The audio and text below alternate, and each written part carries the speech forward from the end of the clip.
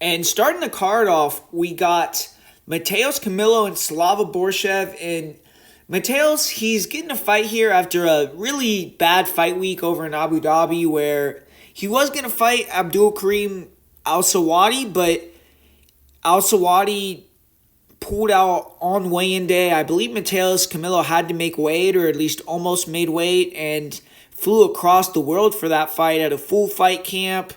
Likely he spent a decent amount of money on that and he didn't get to recoup, so put him in a position where he needed a fight. So 3 weeks later, he's getting this new matchup versus Slava Borschev, and 24 years old, so hopefully he can bounce back and be fine, but it really isn't the best circumstances for him here. He's cutting weight twice in 3 weeks, had that travel, which had to have been pretty brutal, and traveling all the way across the world and then not getting to fight. How much has he been training after that? I mean, that's got to be mentally draining.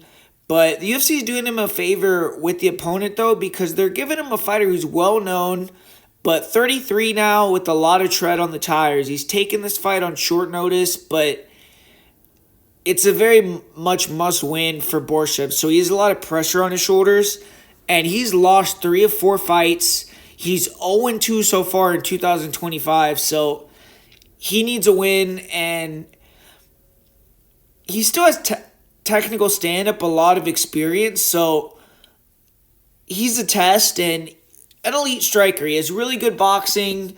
He'll pressure well, footwork. He cuts the cage off. He stance switches. Borschev has a nice jab. He'll throw 2, 3, 4 jabs in a row, and defensively, he covers well. He moves in and out well. He'll roll with shots pretty good. Good upper body movement. You can land on the legs and the body.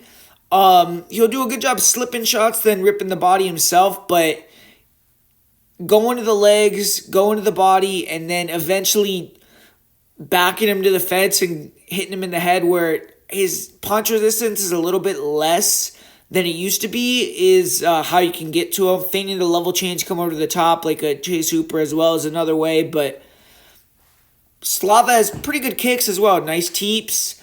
One of the issues with Borschev is he doesn't have a ton of power, so he has to rely more on volume or hurting into the body or something like that. But when he could skirt around the cage, use his footwork, hit, not get hit, that's when he's at his best.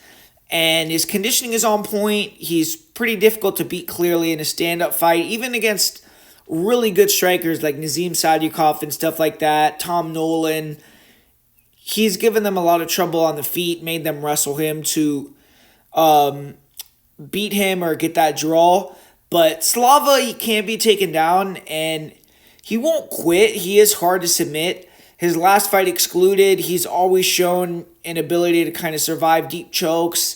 Even when Chase Hooper submitted him, the ref messed up, and Slava was really pissed off because he didn't tap out and he wasn't unconscious, even though he was caught. But he has to keep this fight standing to win the fight or get right back up if he's taken down, and pressure, pull out Camilo's looping shots, counter him, show that veteran savvy. And if he could do that, he has the ability to get the job done here. But Matheus Camilo, he has to fight a little different tactically. In a lot of his fights, he likes to brawl with the hands primarily. He'll use a long stance. He's very lead foot heavy. Tries to use his body jab, calf kicks to set up that big lead hook or a right hand.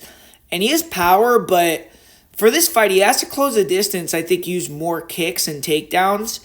And if he could put Borschev on the cage, I think he should be able to put him on his back and have a pretty decent advantage. But overall, I'm not super impressed with Camilo's entries when he has to close the distance himself for the takedown. Usually, he has to rely on his opponents getting overzealous. But on top, he has a nice triangle armbar, and he's aggressive, but he did quit after he couldn't get the submission versus Gabe Green.